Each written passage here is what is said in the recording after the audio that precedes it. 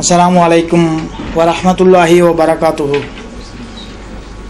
अल्हम्दुलिल्लाह इन्नल हम्दुलिल्लाहि नहमदुहु व नस्तईनुहु व नस्तगफिरुहु व नु'मिनु बिही व नतवक्कलु अलैहि व नऊदु बिल्लाहि मिन शुरूरि अनफुसिना व मिन सय्यिआति अमालिना व मन यहदिहिल्लाहु फला मुदिल्ल लहु व मन युद्लिल्हु फला हादिय लहु। अशहदु अन ला इलाहा इल्लल्लाहु वहदहु ला शरीक लहु व अशहदु अन्ना मुहम्मदन अब्दुहु व रसूलुहु।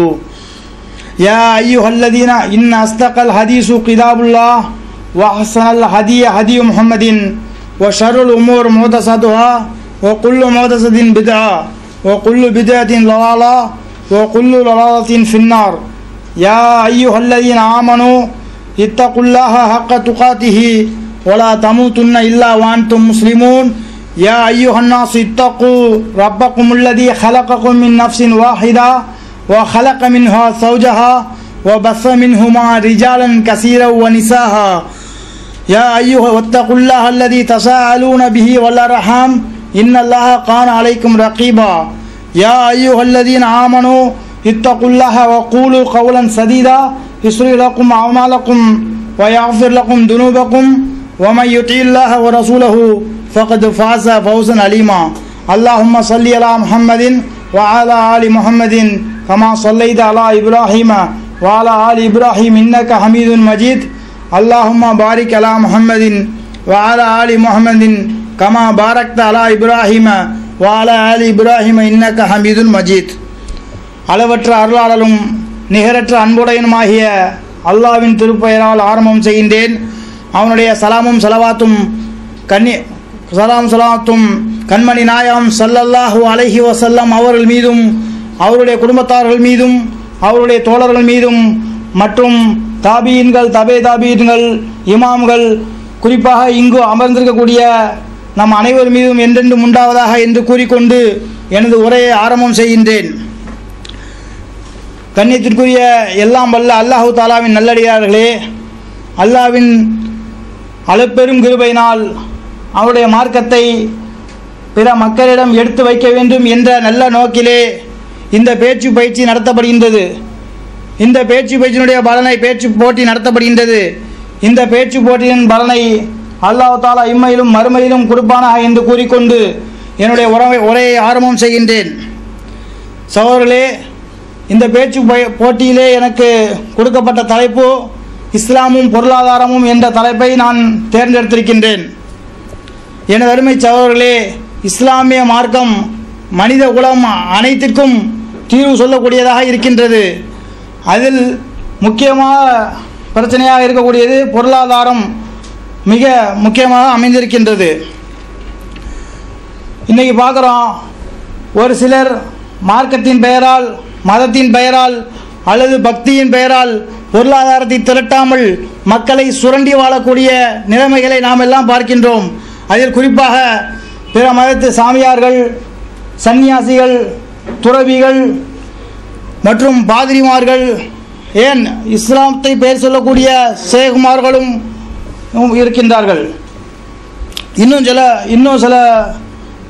இன்னொரு பக்கம் சில நாடுகளிலே சிலருடைய பொருளாதாரம் சிலர் தனிநபர் கையிலே சிக்கிக்கொண்டு பலர் வறுமையில் வாடக்கூடிய நிலைமை ஏற்படுகின்றது. இதுக்கு காரணம் என்னன்னு கேட்டால் அவங்க சொல்லுவாங்க மக்கள் தொகை பெருக்கம்னு சொல்லுவாங்க. ஆனால் அது காரணம் அல்ல. அரசியல்வாதிகள், நடிகர்கள் கையிலே இந்த சுவிஸ் பேங்கிலே பணங்கள் பதுக்கப்பட்டு ஏழைகள் வறுமையில் வாடக்கூடிய நிலைமை ஏற்படுகிறது. இது ஒரு பக்கம். அதுபோல குளோபல் எக்கனாமிக் கிரைசிஸ் என்று சொல்லப்படக்கூடிய உலக பொருளாதார வீழ்ச்சியை கண்டு உலக நாடுகள் அனைத்தும் பயந்து நடுநடுங்கி கண்டிருக்கின்ற இந்த வேளையில் இதுபோன்ற சீரழிவுகளை தவிர்க்க வேண்டும் என்றால் இஸ்லாம் சொல்லக்கூடிய பொருளாதார கோட்பாட்டை பின்பற்றினால் மாத்திரம்தான் நாம் எல்லாம் இம்மையிலும் மறுமையிலும் வெற்றி பெற முடியும் என்ற எனது கருத்தை உங்கள் மத்தியிலே குர்ஆன் ஹதீஸ் அடிப்படையில் பதிய வைப்பதற்காகத்தான் எனக்கு இந்த தலைப்பு தரப்பட்டிருக்கிறது. எனது அருமை சகோதரர்களே, முதல்ல இஸ்லாம் மக்களை உழைக்காமல் சுரண்டி வாழச் சொல்கிறதா என்பதை நாம் முதல்ல புரிந்து கொள்ள வேண்டும். அல்லாஹ் தஆலா திருமறையிலே ஜும்மா என்ற அத்தியாயத்தில் 10வது வசனத்தை சொல்லி காட்டுகின்றான். ஃபைதா குலியத்தி ஸலாத்து, தொழுகை நிறைவேற்றப்பட்டவுடன் ஃபன்தஸிரு ஃபில் அர்லி, பூமியில் பரவி சென்று வப்தகு மின் ஃபல்லில்லாஹ், அல்லாஹ்வுடைய அருளை தேடிக் கொள்ளுங்கள், லஅல்லகும் துஃப்லிஹூன், நீங்கள் வெற்றி பெறுவதற்காக என்று அல்லாஹ் தஆலா சொல்கின்றான். இந்த வசனம் நமக்கு எதை உணர்த்துகின்றது? நாம் எல்லாம் தொழுகை முடித்தவுடன் திக்ர் செய்யணும், எனி டைம் குர்ஆன் ஓதணும், பள்ளிவாசலே இருந்தரணும் என்னன்னு சொல்லல, போய் தேடு, அருளை தேடுங்கள் என்று மக்களை இஸ்லாம் தூண்டுகிறது. பொருளாதாரத்தை திரட்டுவதற்கு இஸ்லாம் தூண்டுகிறது. அல்லாஹ்வை நினைப்பதற்கு, கடவுளை நினைப்பதற்கு நாம் முற்றும் துறந்த சாமியாராக வேண்டியதில்லை. முற்றும் துறந்த இந்த மற்ற மதங்கள்லாம் பார்த்தோம்னாக்கா ஒருவேளை சாப்பிட்றவன் யோகியா, 2 வேளை சொல்றவன் போகி, 3 வேளை சாப்பிட்றவன் ரோகி, 4 வேளை சாப்பிட்றவன் துரோகி என்று மற்ற மதங்கள்லாம் எழுதப்பட்டிருக்கிறது. ஆனால் இஸ்லாம் அதை சொல்லவில்லை. உண்ணுங்கள், பருகுங்கள், வீண் விரயம் செய்யாதீர்கள் என்றே சொல்கிறது. இது போன்ற நிர்வாண சாமியார்களும் தாங்கள் முற்றும் திறந்த நிலையில் இருக்கிறோம், இந்த உலகத்தையே திறந்து விட்டோம் என்றுதான் அவர்களெல்லாம் இருப்பதை நாம் எல்லாம் பார்க்கின்றோம். அதுபோல இன்னொரு வசனத்தில் அல்லாஹ் தஆலா சொல்றான், ஒமின் ரஹமத்திஹி, இறைவன் தன் அருளினால் ஜஹல லகுமுல் லைல வன் நஹார, இரவையும் பகலையும் உங்களுக்காக படைத்திருக்கின்றான். லி தஸ்குனு ஃபீஹி, இரவிலே ஓய்வு பெறுவதற்காகவும், ஒலி தப்தகு மின் ஃபல்லில்லாஹ், பகலிலே அவனுடைய அருளை தேடுவதற்காகவும் என்று 28வது அத்தியாயத்தில் 73வது வசனத்தை சொல்லி காட்டுகின்றான். அப்ப இரவையும் பகலையும் அல்லாஹ் தஆலா எதற்கு படைத்திருக்கின்றான்? இரவெல்லாம் நின்று வணங்கவும், பகலெல்லாம் நாம் நோன்பு நோக்குவதற்காக படைத்திருக்கின்றான்.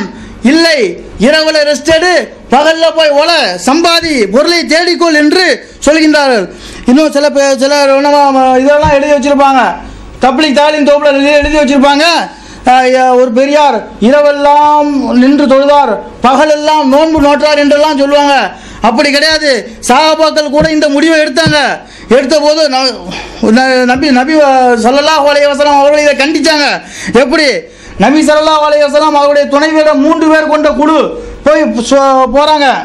அவங்க போய் நபி நாயகம் ஸல்லல்லாஹு அலைஹி வஸல்லம் அவர்களுடைய வணக்க வழிமுறை கேட்டு தெரிஞ்சுக்கிட்டாங்க. ஆனால் இவங்க நினைக்கிறாங்க அவருடைய வணக்க வழிமுறை ஏதோ குறைப்பிட்டு மதிப்பிட்டது போல் தோன்றுகிறது.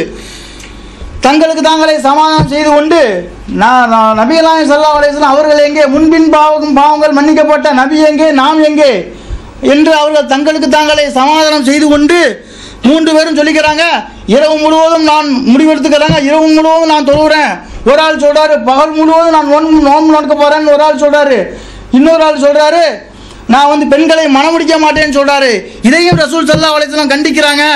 ஆமா, அறிந்து கொள்ளுங்கள், வல்லாஹு, அல்லாஹ்வின் மீது ஆணையாக, இன்னி லஹசாக்கும் லில்லாஹ், உங்களை விட நான் அதிகமாக அல்லாஹ்வை அஞ்சுபவன், வ அத்காக்கும் லஹு, அல்லாஹ்வை பயந்து நடப்பவன், லக்கின்னி ஆயிரும் அசுமு, நான் நோன்பு நோக்கவும் செய்கிறேன், வ உஃப்திரு, நான் விட்டுவிடவும் செய்கிறேன், வ உஸல்லி, நான் தொழவும் செய்கிறேன், வ அர்குது, நான் தூங்கவும் செய்கின்றேன், வ தஸவ்வஜு நிஸாஹ, நான் பெண்களை மணமுடித்தும் உள்ளேன், ஒமன் ரகிவ சுன்னதி ஃபலைஸ மின்னி, எவன் என்னுடைய சுன்னத்தை புறக்கணிக்கின்றானோ அவன் என்னை சார்ந்தவல்ல என்று நபிகள் நாயகம் ஸல்லல்லாஹு அலைஹி வஸல்லம் அவர்கள் சொன்னதாக அனஸ் பின் மாலிக் ரலியல்லாஹு தஆலா அன்ஹு அறிவிக்கக்கூடிய ஹதீஸ் புகாரியிலே 5063வது ஹதீஸாக பயன்படுகிறது. இவ்வாறு அது மாத்திரமல்ல, உழைத்து வாழ சொல்லக்கூடிய இஸ்லாம் இவ்வாறு தான் உழைக்க வேண்டும் என்று கூட சொல்கிறது. நபிகள் நாயகம் ஸல்லல்லாஹு அலைஹி வஸல்லம் கூறுகிறார்கள், ஒருவர் தமது கையால் உழைத்து உண்பதை விட சிறந்த உணவை ஒருபோதும் உண்ண முடியாது. நம்ம தாவூத் அலைஹிஸ்ஸலாத்து வஸலாம் அவர்கள் தமது கையால் உழைத்து உண்பவர்களாகவே இருந்தார்கள் என்று புகாரியில் மிக்தார் ரலியல்லாஹு தஆலா அன்ஹு அறிவிக்கக்கூடிய ஹதீஸ் புகாரியில் 2072 ஹதீஸாக பதிவு செய்யப்பட்டிருக்கிறது. இதுபோல இஸ்லாம் சொல்லுது, வட்டி வாங்கக்கூடாது, மோசடி செய்யக்கூடாது, இது போன்ற மோசடி செய்யக்கூடாது. நீங்கள் ஒருவர் வலா தாக்குலு அம்பாலக்கும் பைனக்கும் பில் பாத்திலி என்று 2வது அத்தியாயத்தில் 188வது வசனத்தை சொல்கிறார். மேலும் நீங்கள் ஒருவர் மற்றவரின் பொருளை தவறான முறையில் உண்ணாதீர்கள். எனவே சகோதரர்களே, இது போன்று இஸ்லாம் கூறக்கூடிய பொருளாதார கோட்பாட்டை நாம் அனைவரும் பின்பற்றி அல்லாஹ் தஆலா நம் அனைவருக்கும் பின்பற்றுவதற்கு அல்லாஹ் தஆலா நம் அனைவருக்கும் உதவி புரிவானா என்று கூறிக்கொண்டு எனது உரையை முடித்துக் கொள்கின்றேன். வாஹிரு தவானா அல்ஹம்துலில்லாஹி ரப்பில் ஆலமீன். அஸ்ஸலாமு அலைக்கும் வரஹ்மத்துல்லாஹி.